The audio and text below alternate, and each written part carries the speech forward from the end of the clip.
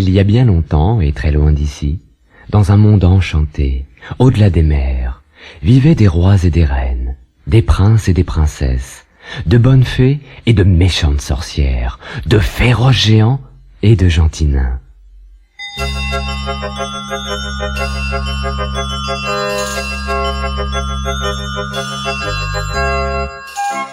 Ouvre ton album, écoute bien et rejoins toi aussi le monde magique d'Il était une fois. Dès que tu entends, tourne la page.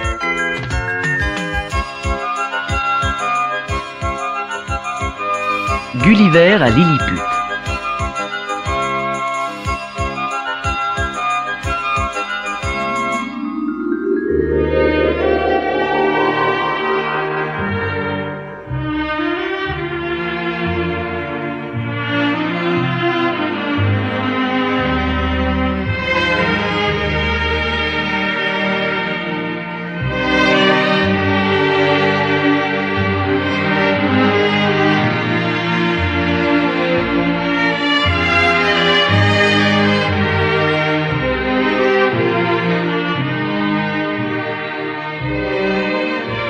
Il était une fois, il y a très très longtemps, dans la ville de Londres, un jeune garçon appelé Gulliver. Il travaillait chez un médecin, mais son rêve était de faire de grands voyages sur les mers et les océans. Un jour, Gulliver rencontre le capitaine d'un bateau surnommé l'Antilope. Lorsque le capitaine lui propose de l'accompagner dans les mers du Sud, Gulliver n'hésite pas une seconde, il court ramasser ses vêtements et hop, il s'embarque le cœur battant à bord de l'Antilope.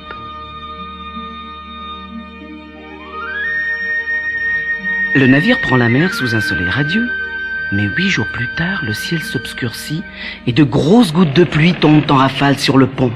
Une formidable tempête se lève, des vagues hautes comme des maisons emportent le navire.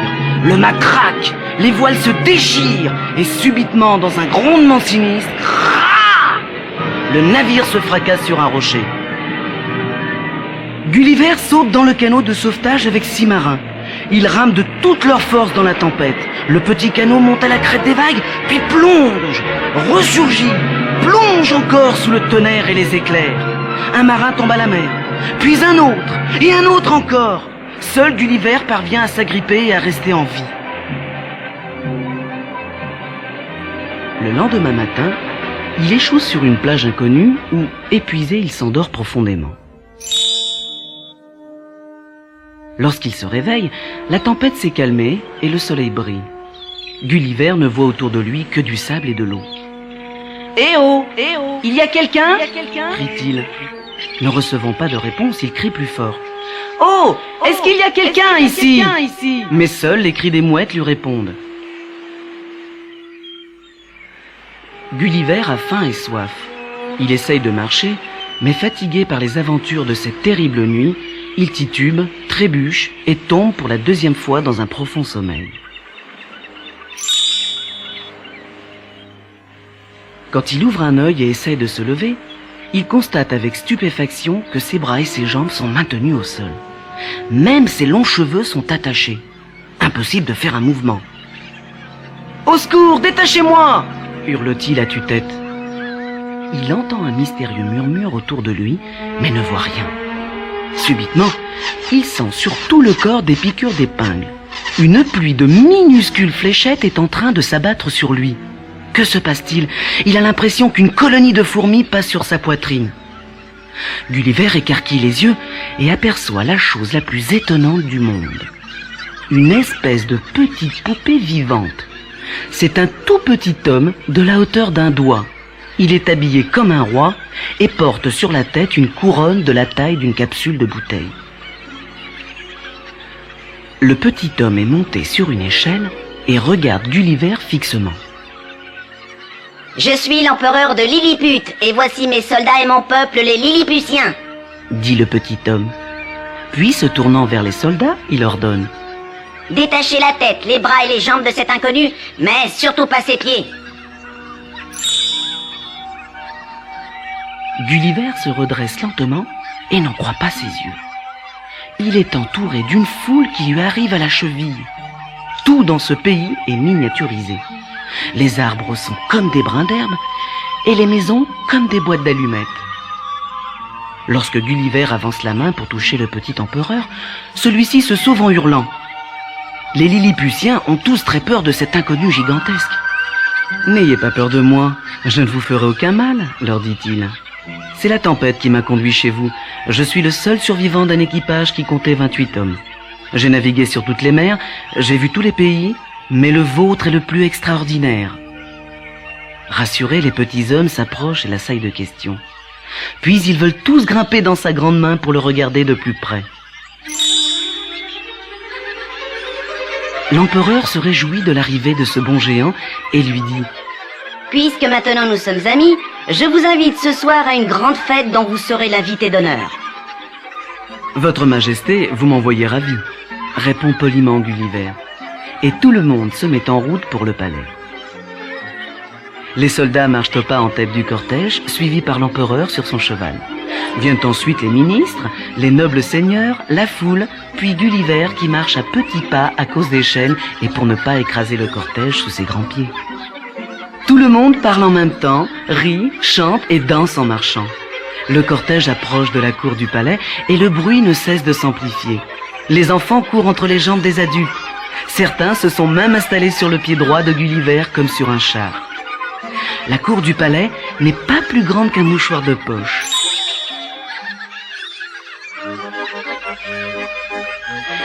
À l'arrivée de Gulliver, la fête bat déjà son plein. Des acrobates font la roue, marchent sur un fil de soie et sautent sur un tremplin fixé à hauteur des toits, c'est-à-dire au niveau de la cheville de Gulliver. Des fanfares jouent aux quatre coins de la place. Les instruments de musique brillent de tout leur cuivre, comme la couronne de l'empereur, qui lui tape du pied pour marquer la mesure. Pour admirer le spectacle de plus près, Gulliver se penche jusqu'à ce que son nez arrive à la hauteur du fil de soie des acrobates, qui en sont fort surpris. Le premier reste immobile, une jambe en l'air, mais le second perd l'équilibre, vacille et tombe. Heureusement, Gulliver a le réflexe de tendre la main et l'acrobate tombe dans sa paume comme dans un grand lit douillet. La foule applaudit et crie « Pour le géant Gulliver, hip hip hip, hurrah !» Dans aucun pays je n'ai rencontré un peuple aussi charmant que les habitants de Lilliput, s'écrie Gulliver touché par tant de gentillesse.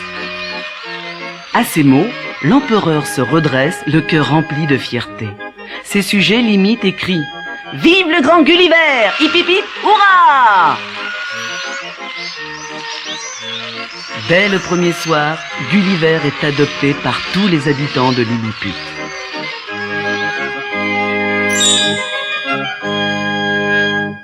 Maintenant, retourne la cassette.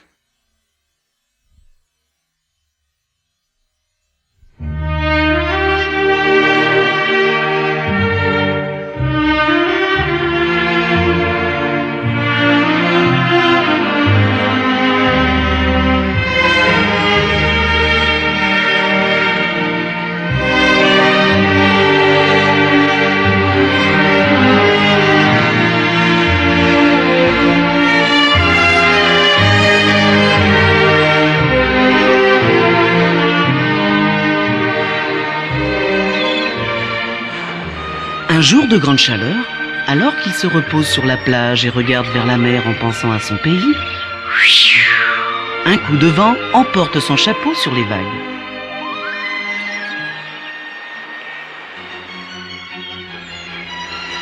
Un groupe de petits pêcheurs qui réparaient des filets au bord de l'eau et qui ont vu s'envoler le grand chapeau partent aussitôt à la nage le rechercher.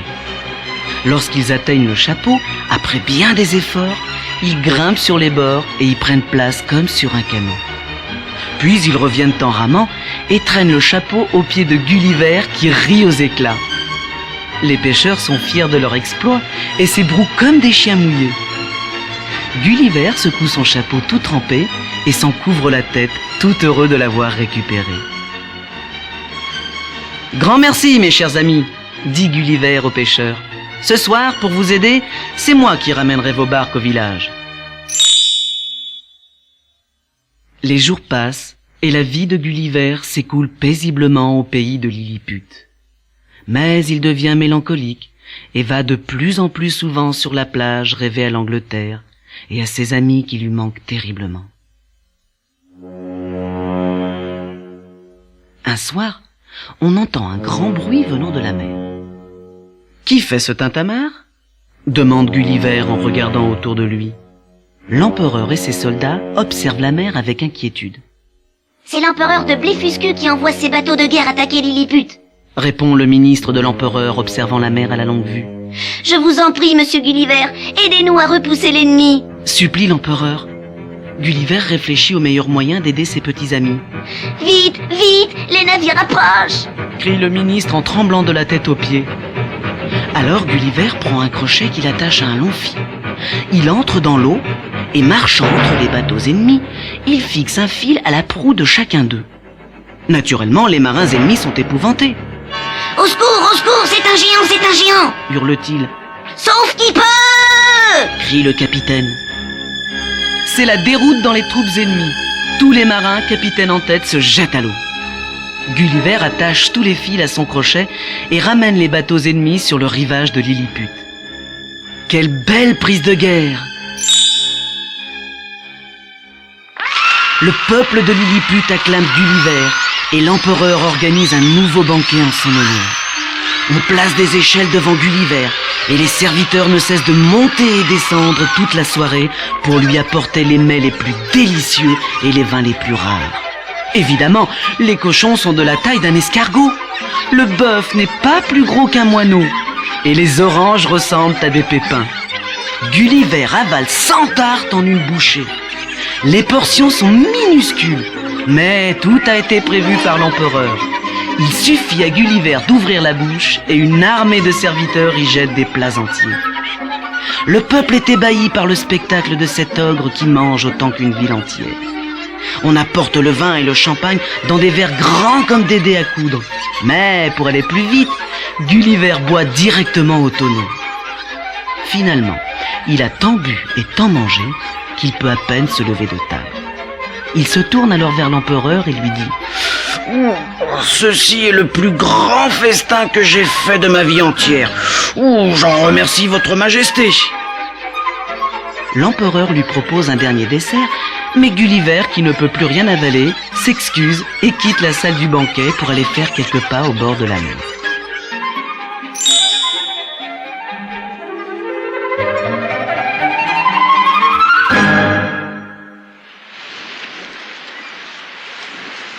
Il se promène de long en large sur la plage lorsqu'il aperçoit un objet retourné qui flotte sur l'eau. Ce n'est certainement pas un chapeau, se dit-il. Non, c'est beaucoup trop grand. Cela ressemble plutôt à un petit bateau. Si je pouvais l'amener sur la plage, je pourrais peut-être m'en servir pour rentrer dans mon pays. Gulliver commence à se déshabiller pour nager jusqu'au bateau et le regarder de plus près, mais un pêcheur lui dit « Ne nage pas après avoir mangé, c'est dangereux. Attends plutôt demain matin, le bateau viendra s'échouer sur un rocher. » Gulliver suit le conseil du pêcheur et le lendemain, tout le petit peuple de Lilliput se rassemble sur la plage pour aider Gulliver à ramener le bateau sur la rive. Ensuite, des échelles sont dressées sur la plage autour du bateau et des milliers de petits hommes commencent à le nettoyer, à gratter les coquillages et les algues, à boucher les trous et à peindre la coque. Pendant des jours et des jours, les ouvriers travaillent avec leurs outils minuscules. Et petit à petit, le bateau qui n'était plus qu'une épave retrouve sa belle allure.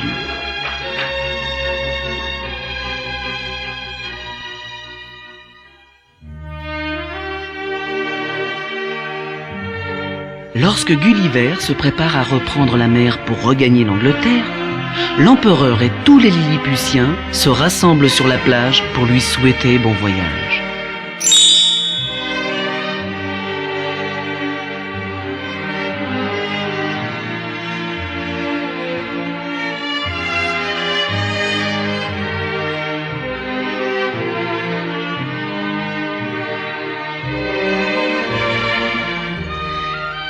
Gulliver s'embarque les larmes aux yeux. Il lève son chapeau dans un grand geste d'adieu, puis se retourne vers l'horizon, vers son pays qui l'appelle par-delà les mers. Le petit peuple de Lilliput, rassemblé sur le rivage, regarde disparaître au loin la voile, qui bientôt n'est plus qu'un point minuscule.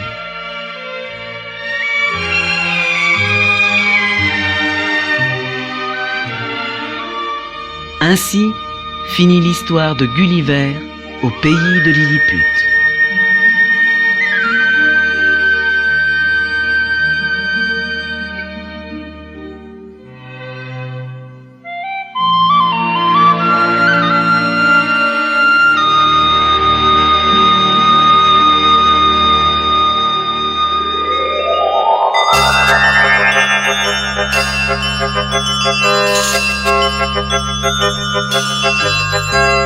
N'oublie pas ton prochain rendez-vous avec Il était une fois.